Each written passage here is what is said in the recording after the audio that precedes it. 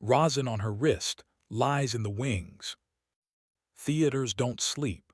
They hold their breath and pretend.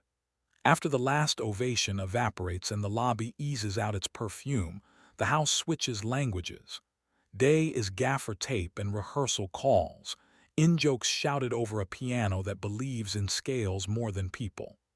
Night is work lights caged in metal, the hush of velvet learning to be honest, the creak of the grid as if the rafters were remembering a story the audience never gets to hear.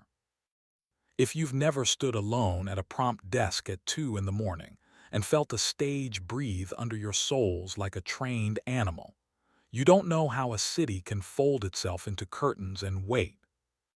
I'm Julian, technical director at the Ceilum, an old opera house with a ceiling that lies about constellations and a floor that has learned the weight of hope. On my belt, a flashlight smudged by every hand that ever borrowed it, a ring of keys that talk to doors like old friends who still argue, a multi-tool that knows the difference between tight and cruel. In my pocket, a stub of carpenter's pencil, dark as a confession. I can tell by the way a sandbag sighs whether the fly rail is being respected. I can feel in the wing if a dancer will miss her cue because the air thickens when a mistake rehearses. I know from the squeak a caster makes on Marley if a prop table is about to ask for forgiveness. My wife then was Sylvie. Public affairs, velvet voice, the one who could make a donor believe in arias the way sailors believe in stars. She wore a slender ribbon of black satin tied inside her left wrist where my mouth had clearance if we were alone. On Wednesdays, when our orbits permitted, she'd badge in through the stage door and ghost up the passage, past signed posters and costumes that carry other bodies' ghosts. She'd aim herself onto the corner of my prompt desk, one heel hooking the lower shelf, two fingers slipping under my belt to pluck at a thread with a concentration that should never, ever be interrupted by a headset cue. I'd put my mouth on the shallow dip below her collarbone, the place where breath collects just before a voice chooses its color, and inhale until her shoulders remembered different work. We were careful. The infrared under the balcony forgives no one. Dust keeps secrets longer than love. The first oddness didn't announce. It rearranged small things. At 0103, the stage door sensor logged hold, 3S no badge. At 0105, camera 7 over the upstage crossover blinked white and remembered itself like an eye too close to a mirror. At 0108, the hospitality ledger ticked 2 Piccolo champagnes gone from the green room without a notation, and 1 club soda returned like an alibi. At 0111, I found a plastic flute upside down on the paint sink, a ring of lip color on its rim as delicate as a note the mezzos fight for, peppermint pink, the kind that tastes like winter if you believe in advertising. Sylvie lives in fig and smoke. Peppermint belongs to someone who plans to stand under lights. 2 nights later, the same minute put a polite hand around my neck and waited. Hold. 4S a cue light on the downstage prompt side breathed on for a heartbeat that no one had called. On the wing runner near the fly rail, a single sequin sat pretending to be part of the carpet pattern. Sequins don't grow backstage. We are wool and rosin and the clean stubbornness of cotton gloves. I am not security. I am priest and janitor of other people's triumphs, but I believe in traces. In a school show bin, we keep a bottle of UV developer to make kids blush at their glowing handprints before we teach them to clean up. That night I kissed 3 invisible crescents into places a performance would touch. Beneath the stage door push bar where an eager palm would urge, along the underside of the wing rail where a steady hand might hide, and on the back edge of the thermostat in the small VIP anteroom off the stage left vom, right where an impatient thumb would land. I tied a single hair of monofilament across a rarely used iron door that opens into the private staircase up to the dress circle salon, Nothing to harm, only a truth so thin it would curl on the scuffed step if disturbed. Then I looked at myself in the black face of the sound desk and smiled the way a man smiles who already knows which drawer of himself he intends to keep shut. Sylvie came later wearing a dress that pretended not to understand gravity and a mouth like appropriation. She sipped the coffee we brew backstage, brown more than good, and pressed her palm to my sternum as if my chest were a stubborn lamp she could coax on.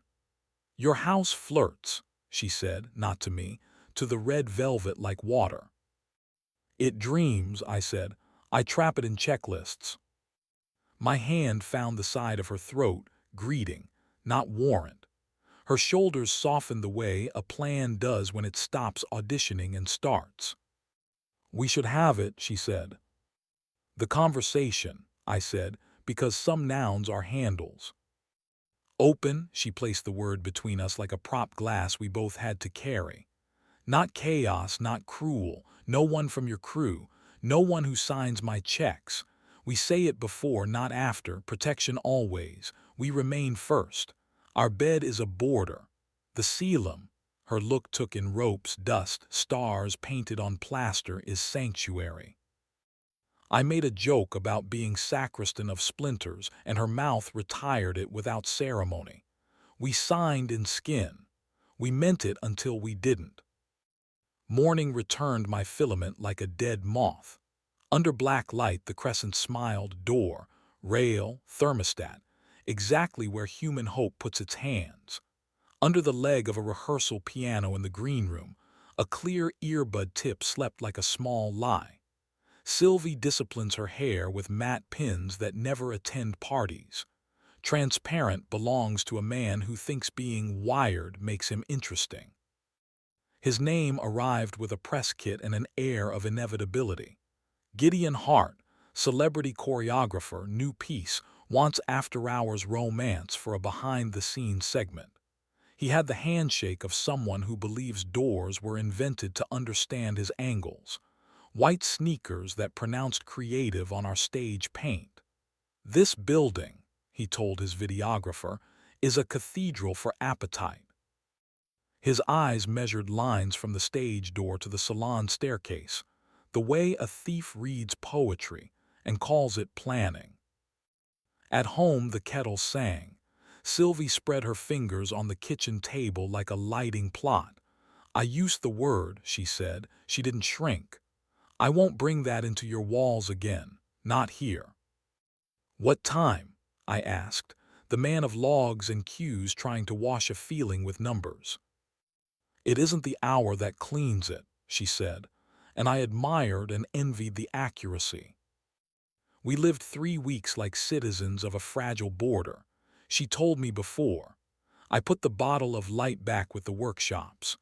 Gideon floated through nights with a lens and a laugh and a charm that knew its own price. The building breathed like a chest unbandaged. Our pact felt possible enough to stand on. Thursday keeps a kind of score. 0103 hold, 5S0105 blink, 0108 flutes again, wintergreen ring. On a stairwell camera, a silhouette paused to retie a shoe with the posture of a man performing for posterity. I did not thump the radio and summon a morality play. I signed off a rigging checklist.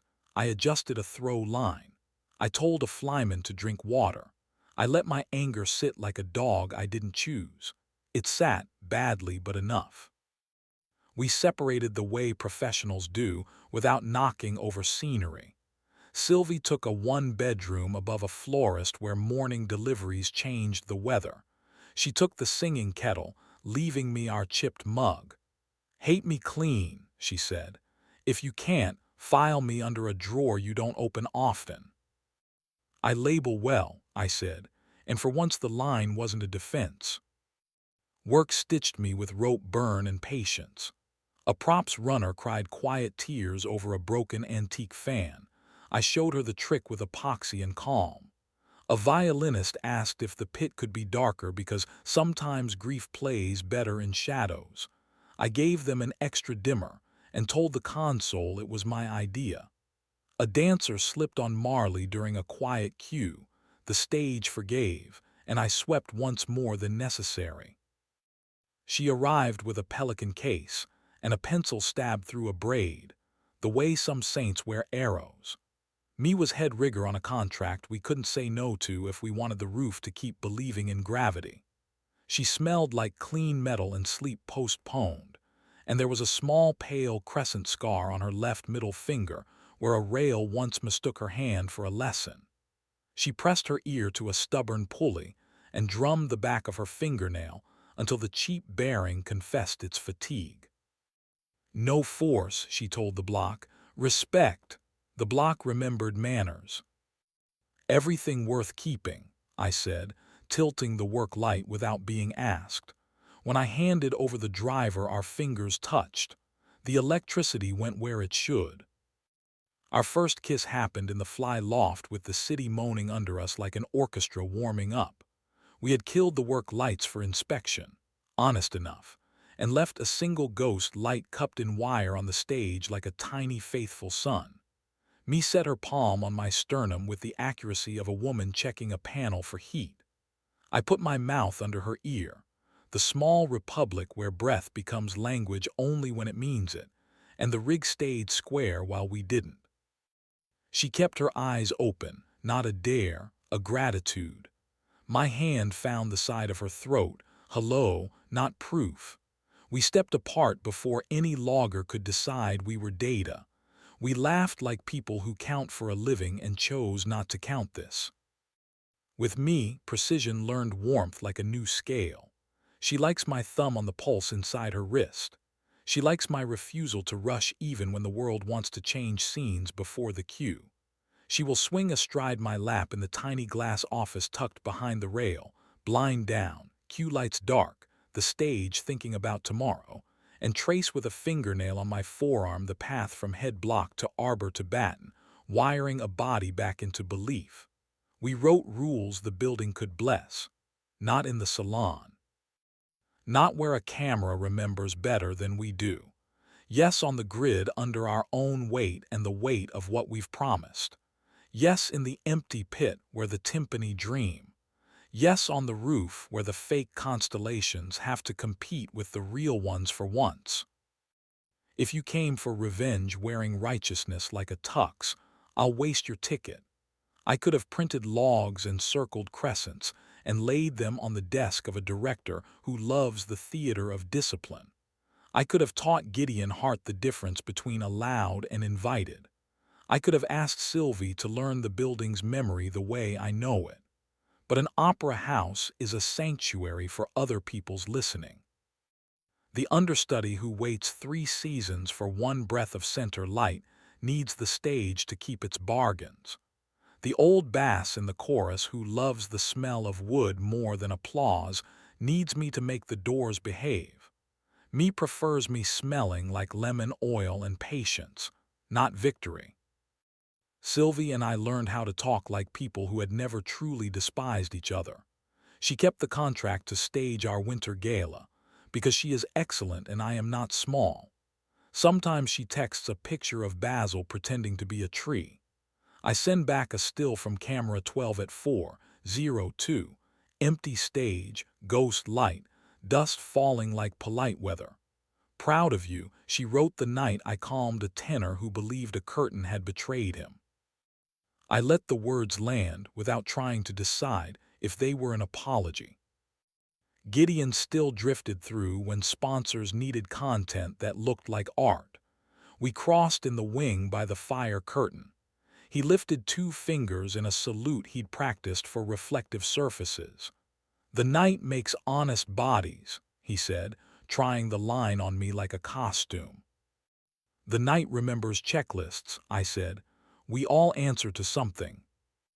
He smiled the smile of a man who mistakes composure for permission and vanished behind a door he hadn't earned the right to know. Nights went back to honest. A chorus girl stood in the dark of Upstage Center and hummed the note that always finds me. I did not interrupt her with a schedule. A dresser found a bead the size of a tear in the hem of a gown and brought it to me cupped like an egg. I logged it and returned it to a small bag that is more reliquary than storage. A rat considered the orchestra pit and decided the music wasn't for him.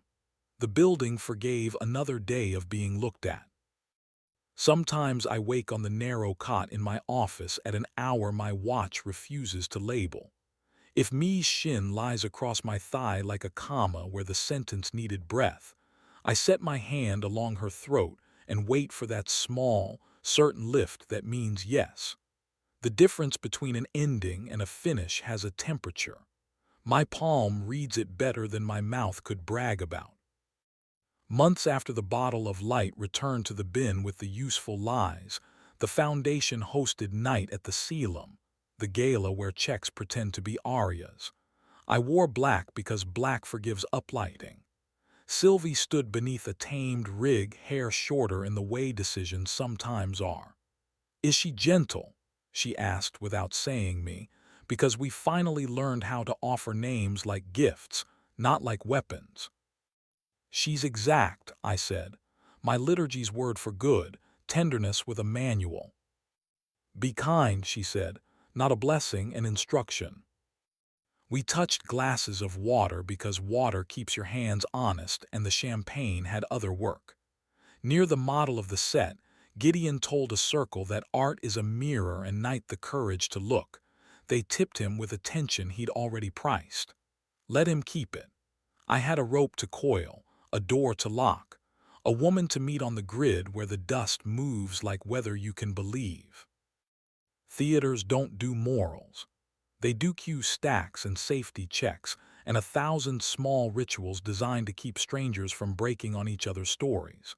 To the new ASM who will tiptoe into my office at a savage hour with eyes too bright and ask what to do with the part of the job that won't live on a run sheet, I will say what I say to myself when my pride asks for the apron.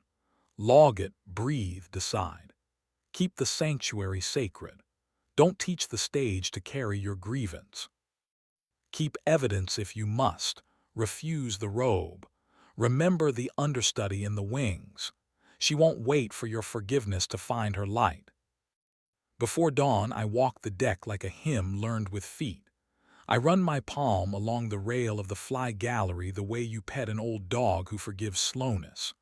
All clear, I tell the radio, which is another word for the place behind my ribs. The little LEDs give up their little honest truths. I silence what should sleep. I turn a key, the whole profession folded into one faithful click, and step into the hush. Sometimes me is already there, braid pinned, smelling like clean metal and sleep, a pencil tucked like a flag. She sets her palm on my sternum like a tech trusting her gauges. I put my mouth under her ear, where breath makes the only language that never needs an audience. I keep the only oath I took without paperwork. Sanctuaries are built, not found. Love is maintenance written in pencil and rechecked in good light. I won't use this stage to hang my revenge. If the log coughs again at 0103, I will see it.